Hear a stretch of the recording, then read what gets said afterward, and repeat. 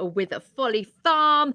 And Tom and I are always super excited when we are joined by guests. And today, very, very excited because we have got Meche Damor. A very good morning to you all. Morning. Good morning. Hi. Good morning. I love these little catch-ups that we have now. It's a couple of months ago. It was last year, I think, that we last had a proper catch-up with you, and it means that this is the year that you set off on the Atlantic to row it. Just as you do. Helen, I'm going to start with you. Coming into this year, how are you feeling? Oh, it's super exciting, Tom. So this was been a 3-year project in the making, and now it's actually 8 months to go. It's quite surreal in a lot of ways. Still a lot of work to do, but we're very, very excited. Looking forward now. Liz, we were just talking off air. 233 days. In one sense, it sounds like it's still hundreds of days away, but in reality, it's going to be here before we know it. Absolutely, yeah. The time is ticking down so very quickly. We've also discussed it earlier that we've got a training weekend planned for the weekend after the May Bank holiday, and then we've got probably 2 weekends each month then booked in training, so we can get out, we can get our compulsory hours, which is 120 hours, which doesn't seem very much, but yeah, considering what we're going to do. But by the end of May, we would have completed all of that. So all these additional weekend hours that we're putting in is just going to consolidate our learning and make sure that we are super safe and know our boat inside and out, and more importantly, know each other and can get along for that time. Yeah, Helen, these training weekends, it's not just going out as you would normally see, looking out over the sea, of seeing someone row out and come back in again. You're going to be living on this boat for these weekend training sessions. Yeah, I think one of the things we've learned is the minute we get on the boat, we lose everything. We can't remember where we've put anything. It's quite a mission just moving around on the boat, because you're strapped on at all times, and obviously there's 3 other people. It's quite a confined space. So it'd be interesting. Looking forward to it though. It's very exciting, and looking forward to. We've got 3 nights coming up, as Liz said. So 3 nights with these girls. I mean, I pretty much think we know each other by now after, I think, 3 years. Has this been going? Yeah. So I was going to say, how long have you spent on the boat up to date? I think we've done somewhere around 60 hours on the boat already. So we're about halfway towards our training hours. But, as Liz said, we want to do, at least 3 times that before we go, just so we really know everything about what goes on out there. And, we're unsupported once we're out there. So we've got to be able to do everything ourselves, fix everything, anticipate problems. So that's really important to us. Yeah. You mentioned anticipation there. What kind of conditions are you anticipating out in the open? Because I know that you've done rows around Solva area, around Goodwick. They're very quite sheltered harbours. Well, what is it that you're anticipating when you're out in the open? Denise, I'll stick with you. Well, we're obviously anticipating some slightly bigger conditions than you might get around the Pembrokeshire coast. It's not something that you can really train for, getting out in those conditions, but 30-foot waves is not uncommon. We've got, if we get headwinds, we've got a parachute anchor that we can put out to stop us drifting back to the start line. The boat's designed for ocean rowing, so it's designed to cope with those sorts of conditions. And I think Helen's probably been in the closest to it. Helen's crossed the Celtic Sea before, haven't you, Helen? Yeah, yes, I have. And probably if it had been in one of these boats, it would have been a lot easier. But it was actually in the longboat. I've done it a few times, and it can get a bit hairy. But again, a longboat's not really very capable, but it's nothing like the boat we've got now. Yeah, and of course, Liz, we were just chatting there, and there are already some people, one of which you know quite well, that has already done this challenge. That must give you some great inspiration, being like, well, it's been done, we are next. That's a wonderful feeling to have. Absolutely, yeah. So hats off to the Cruising Free girls. They did absolutely brilliantly, and really got everybody talking about crossing the ocean on a rowing boat around here. So it's really nice to be actually we're going to be meeting up with them, is it on Tuesday, next Tuesday, isn't it? Oh, is it Tuesday? I thought it was Monday. Tuesday, yeah. Get the date right. go and have a catch up with them, try and glean as much information from them as possible as well. And it's about learning and passing on that. And again, that's something that we hope to do when we when we come back. We'll be able to talk about it, what all our travels, all our excitement, all our experiences, and pass on that knowledge. Yeah, Helen, that seems to be a theme actually throughout all of this conversation with you, is that from the beginning, there's always been this transition of knowledge from when you went out to where does it launch from again? It was lovely and sunny when we chatted with you. So when we were with you, we launched from Goodwick. So we've no, I mean the actual race itself. Oh, La Gomera, not Goodwick. It'd be lovely to go to Goodwick. It's the same thing, though. The same, is it? No. So we launched from from La Gomera in the Canary Islands, and yeah, it is. It's absolutely beautiful. You know, the sun is shining, and yeah, the weather is glorious. And I think it's probably the one thing that I'm a little concerned about more than anything is how hot it's going to get. Because you know, we've got ginger hair, fair skin, and I'm going to burn like a crisp. I'm sure I am. There's no shade on the boat, and the cabins do get very, very hot. So I'll actually be interested in talking to the cruising freegers to see how they managed with the heat and how they cooled themselves down, if they managed to do that. But I am actually looking forward to having a dive over the side and cool down in that pure Atlantic water. That's one thing I am looking forward to. It's going to be glorious, I hope. Yeah. And when you were out there, of course, you saw your boat in the water ready to go, and you were like, gosh, that's going to be us launching it very soon. And you were saying the crew were very helpful. They let you look around. And there's a real sense of camaraderie around this Atlantic rowing. Oh, massively. I think, you know, the ocean rowing community, they're so supportive of one another, and I think it's one of those things that, you know, not everybody does this. You know, it's quite an unusual thing to do, and it's even more unusual, I'm sure, to have two crews from Pembrokeshire, which is amazing in itself, you know. But yeah, the community is brilliant, and we've got lots of sort of groups on Instagram and WhatsApp and things, just so we can all chat, share knowledge, etc.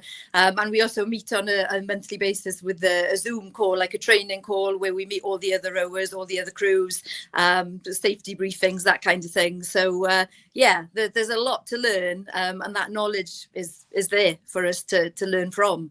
It's been brilliant. Yeah, that's great. It's lovely to hear about that sense of community that you've got from the other rowers. But Denise, it's our community right here that you also still need some support from to get to that starting line. Yeah, that's right. I mean, we've said all along that we kind of wanted to take Pembrokeshire with us, and you know, we've had various kind of events to try and get people involved, you know, in following the journey, which is fantastic. But it's an expensive process to get to the start line. The fantastic thing, I guess, at the end is that, you know, we'll sell our boat and all the equipment, and all that money is going to go to our 4 charities. So the RNLI, Sea Trust, Action for Children, and Pop and Kidney Support.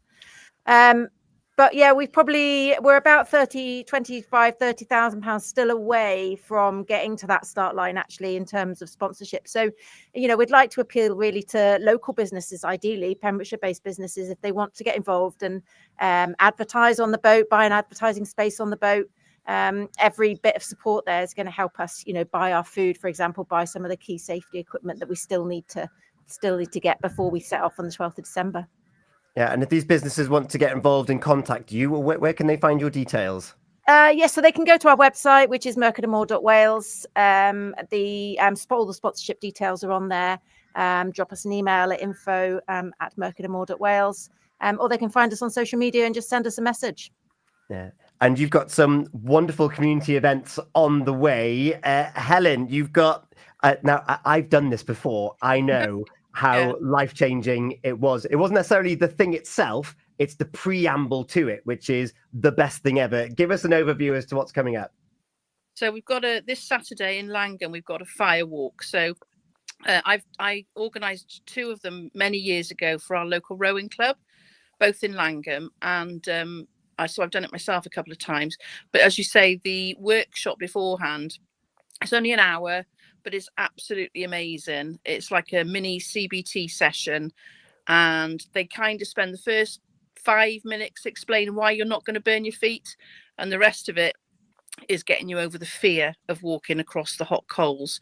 And while you're doing that, the other guys are outside building the fire and making quite a big deal of it. We've got a barbecue going on. What time is it, Liz? I think the barbecue starts at 6. Yeah. I think the walk is at 7:30, maybe. That's the one. Yeah. So we've got a few people entered, and obviously they can raise money for their own charity as well. But I've been trying to sell it to everybody. It was such a powerful thing, like you said. I still now, especially when I'm in a longboat race, and this is no word of a lie, I remember what I learnt. When I start getting tired, I remember what I learnt in those workshops. And I it's a bit of a mantra, isn't it? I won't give it away, but I use that mantra to get myself back up into kind of a really strong headspace. So it's amazing. And I think it's, I've particularly been saying it to anybody who's a little bit quiet or a bit anxious, or suffers a bit with anxiety, because it's just such a powerful workshop. It's amazing. So yeah, and the forecast looks good, I believe. So we're looking forward to that this Saturday. Even better. Gina. Well, yeah, I was going to say, I know that you have done this, Tom, and I've never thought about doing anything like this, and it's incredible that you're being able to bring this here to Langham this weekend, and giving everybody a good chance to be able to take part in this. I know that we've got the full details over on our Facebook page as well, and a QR code there if anybody wants to get involved. So do head over there right now and sign yourself up. Yeah, it's on our website too, purewestradio.com, and there's also a selection of other events which aren't necessarily as like that workshop that Helen's just mentioned there. It is one of the best things you will ever do, and as Helen said, you will still use those mantras. So even if you're thinking, oh well, I don't really want to walk on the fire, just go to the workshop, because honestly, it is.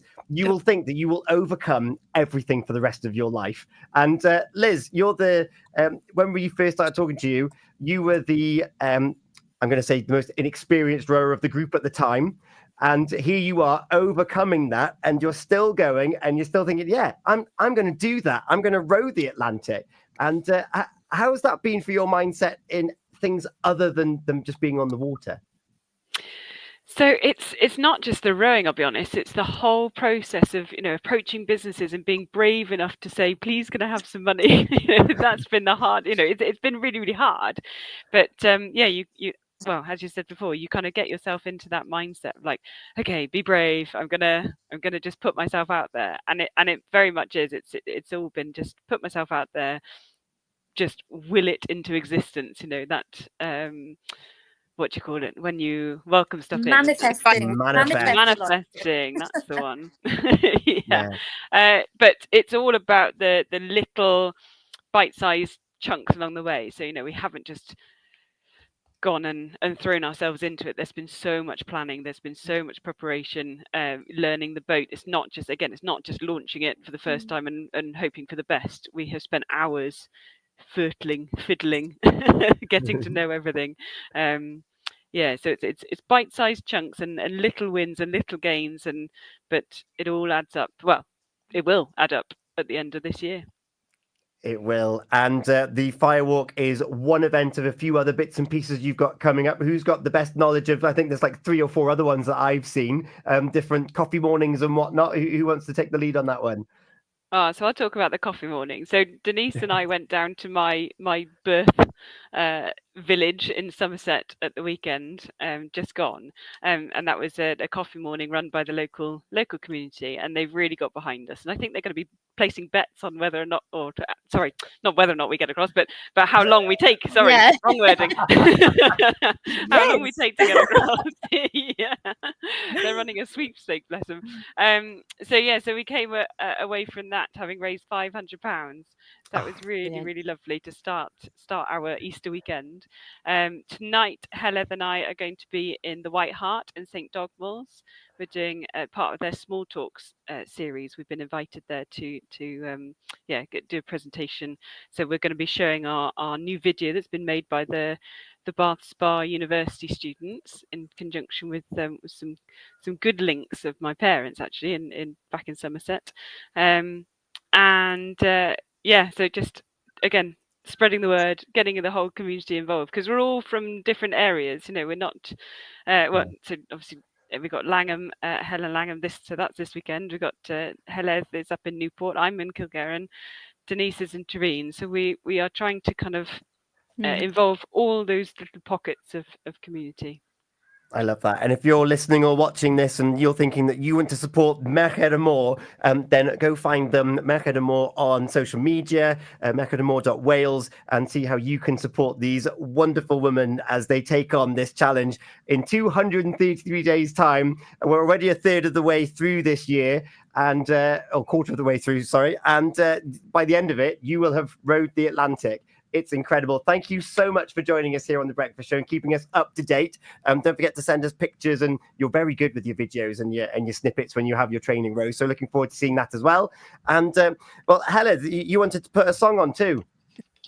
Yeah, I'm not singing though, Tom. Oh, you did promise. But yeah, this is one of my favourite Welsh songs. I love that. We are going to have Lawr lan y Môr. Only. Lawr lan y Môr. I can't believe I just sang on the radio, but yeah. There you go. We're going to make you a star. Thank you so much for joining us. Gina, any last thoughts? Well, just to wish you all the very, very best, and have lots of fun in your fundraising events as well, and have a brilliant time on the boat coming up. Oh, thank you so much. Thank Thank you for having us. Diolch yn fawr iawn. We'll catch up soon after your training rows. Lawr lan y Môr is on the way. It's not long gone, 20 minutes past 8 o'clock here on your Gina and Tom Breakfast Show with Folly Farm. Folly Farm.